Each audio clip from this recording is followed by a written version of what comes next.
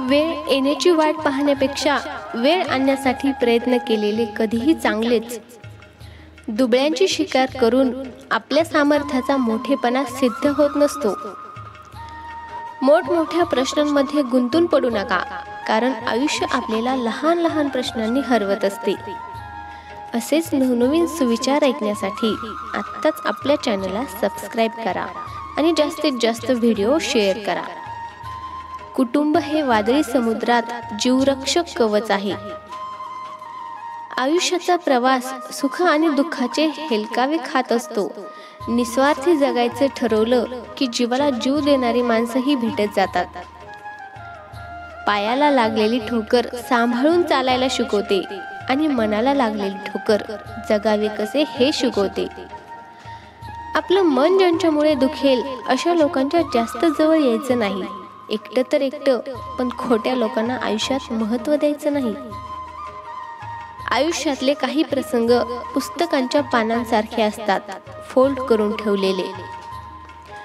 प्रामाणिकपणे काम करणाऱ्या व्यक्तीला 2 बक्षिसे हमखास मिळतात.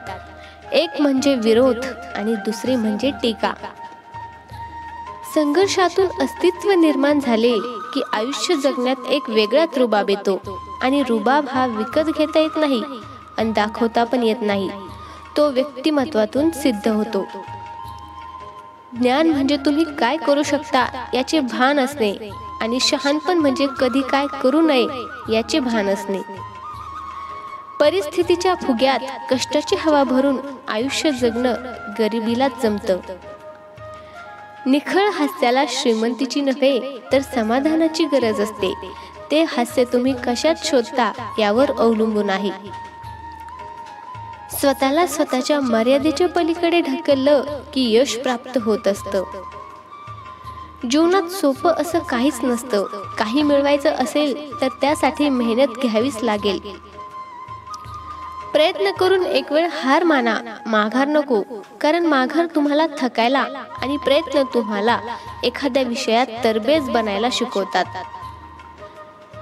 सुखदुःखाची शिदोरी पाठीशी घेऊन मृत्यूपर्यंतचा प्रवास म्हणजेच आयुष्य. मनशांती आणि सुखाची व्याख्या आपली आपण ठरवायची असते.